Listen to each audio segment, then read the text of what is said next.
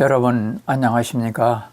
KJBR-TV를 시청해 주셔서 고맙습니다. 지난 시간에는 사무엘하 6장부터 8장까지 내용에서 하나님의 궤를 예루살렘으로 옮긴 것과 다윗이 하나님의 집 건축 계획을 주님이 만류하며 다윗과 언약한 내용과 다윗이 블레셋과 모압을 정복하고 다윗 왕조의 지경을 넓혀가며 번창해가는 과정을 살펴보았습니다. 이 시간도 이어서 사무엘하 9장부터 10장까지 해서 다윗의 행적에 대해서 살펴보겠습니다. 사무엘하 9장은 사울 왕의 아들 요나단의 유일하게 남은 아들인 무비보셋을 다윗이 보살피는 내용입니다. 우리가 앞에서 살펴보았듯이 다윗은 왕정 초기에 블레셋, 모압, 소바 등 여러 전쟁으로 평안하지 못했으나 하나님의 능력으로 평화를 누리게 되었습니다. 그러자 다윗은 사무엘상 20장 14절부터 15절에서 요나단과 약속을 기억하고 유일하게 남은 요나단의 아들 무비보셋을 돌보아 줍니다. 사무엘상 9장 1절부터 3절에서 다윗은 사울의 집에 은혜를 베풀 자가 있는지 알아봅니다. 그러자 사울 집에 속한 시바라는 종이 양쪽 팔을 저는 무비보셋이 있다고 말합니다. 9장 4절부터 6절에 무비보셋이 다윗 앞에 나타나 엎드려 경의를 표합니다.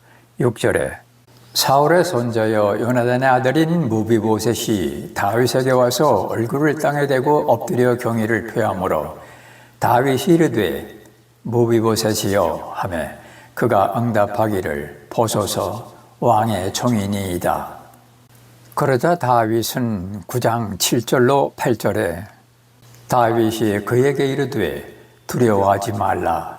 내가 내 아버지 요나단으로 인해 반드시 내게 친절을 베풀고 내 조상 사울의 온 땅을 내게 도로 줄 것이며 또 너는 계속해서 내 상에서 빵을 먹을지니라 하니 그가 절하며 이르되 왕의 종이 무엇이기에 왕께서 나 같은 죽은 개를 돌아보시나이까.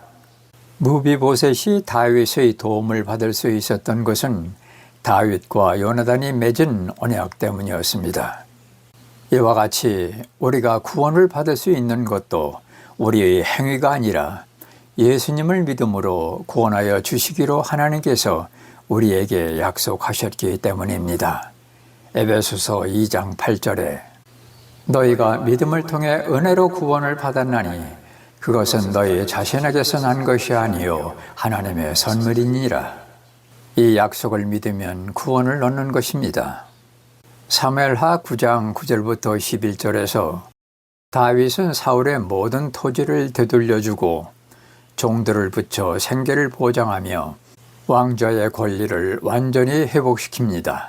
10절에 그러므로 너와 네 아들들과 네 종들은 그를 위해 땅을 갈고 열매를 거두고 내 주인의 아들에게 먹을 음식이 있게 하라. 그러나 내 주인의 아들 무비보셋은 항상 내 상에서 빵을 먹으리라 하니라. 한편 시바에게는 아들 15명과 종 20명이 있었더라.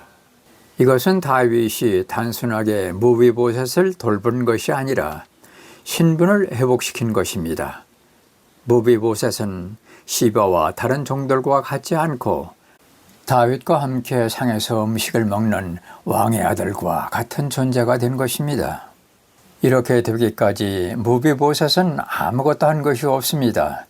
다윗이 일방적으로 그에게 베푼 은혜였습니다. 사무엘하 9장 12절부터 13절에서 무비보셋은 예루살렘 다윗 왕의 집에서 한 번이 아니라 계속해서 왕과 식탁을 함께 하였다고 13절은 말씀하며 9장이 끝납니다. 여러분, 이 메시지가 우리에게 주는 의미는 무엇입니까? 우리의 과거는 무비보셋과 다르지 않습니다. 그럼에도 우리가 하나님의 자녀가 된 것은 하나님의 은혜입니다. 하나님의 은혜에 보답하려면 우리는 어떻게 해야 할까요? 그리스도 안에 있으면 됩니다. 즉, 성령님이 인도하시는 대로 사는 삶입니다. 로마서 8장 1절에 그러므로 이제 그리스도 예수님 안에 있는 자들에게는 결코 정죄함이 없나니 그들은 육신을 따라 걷지 아니하고 성령을 따라 걷느니라. 사무엘하 9장이 다윗이 사울의 집을 선하게 대한 장이라면 10장은 다윗이 암몬과 아람을 물리친 전쟁의 장입니다.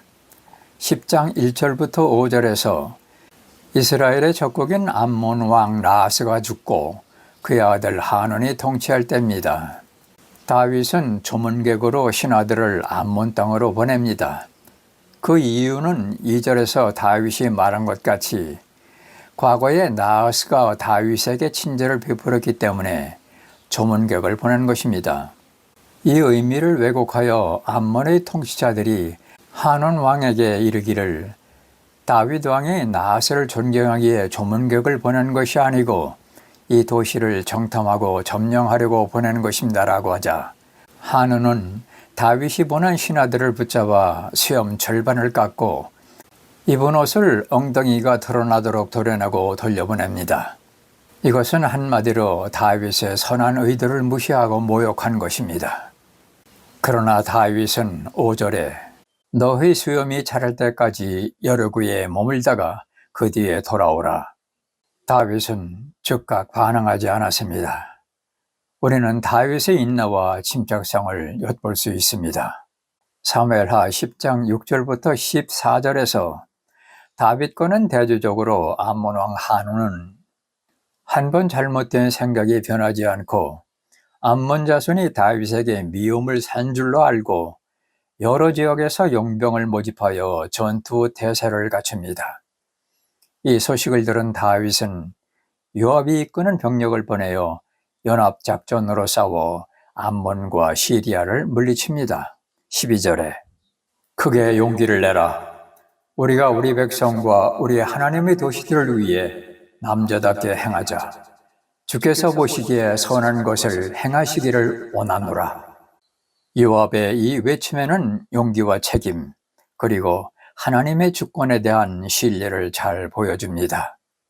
사무엘하 10장 15절부터 19절에서 시리아 사람들이 재도전했지만 역시 패배합니다. 시리아 사람들이 자기들이 이스라엘 앞에서 패한 것을 보고 함께 모인 뒤 하달 에셀이 사람을 보내어 강 건너에 있는 시리아 사람들을 데려오매 그들이 헬람으로 오고 하달 에셀의 군대대장 소박이 그들 앞에서 가므로 어떤 이가 그것을 다윗에게 고하니 그가 온 이스라엘을 함께 모으고 요단을 건너 헬람으로 가니라. 시리아 사람들이 다윗을 향해 전열을 갖추고 그와 싸웠는데 시리아 사람들이 이스라엘 앞에서 도망하므로 다윗이 시리아 사람들의 병거 700대의 사람들과 기병 4만 명을 죽이고 그들의 군대 대장 소박을 치매 그가 거기서 죽으니라. 하달 에셀의 종이었던 모든 왕들이 자기들이 이스라엘 앞에서 패한 것을 보고는 이스라엘과 화친을 맺고 그들을 섬기니 이에 시리아 사람들이 그 이후로는 암몬 자손 돕기를 두려워하였더라. 지금까지 사무엘하 9장과 10장을 살펴보았습니다. 우리에게 주는 교훈은 무엇일까요? 9장에서 다윗은 과거에 요나단과 약속했던 것을 기억하고 요나단의 아들 무비보셋을 자기 아들과 같이 돌보며 생활한 것은 우리의 구원도 행위가 아닌 예수님을 믿음으로 얻는다는 것을 깨닫게 합니다.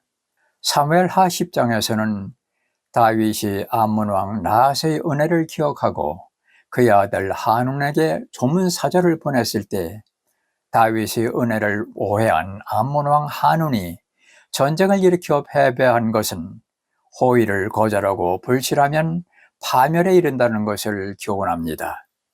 우리의 구원도 다르지 않습니다. 하나님의 은혜를 거절한 사람은 영원한 멸망이 있을 뿐입니다. 하나님은 지금도 다윗처럼 묻고 계십니다. 내가 은혜를 베풀 자가 없느냐? 이 물음에 우리는 무비보셋처럼 은혜를 받을 것인가, 아니면 한운처럼 은혜를 의심하고 거절할 것인가? 선택은 여러분 마음에 달렸습니다. 이사야 1장 18절 말씀으로 말씀을 맺습니다. 주께서 말씀하시느니라. 이제 오라, 우리가 변론하자. 너희 죄들이 주홍 같을지라도 눈같이 희게 될 것이요 진홍같이 붉을지라도 양털같이 되리라. 이 메시지 내용이 마음에 드셨다면 구독과 좋아요, 댓글로 여러분의 의견을 주시면 더 나은 영상이 되도록 하겠습니다. 끝까지 시청해 주셔서 고맙습니다.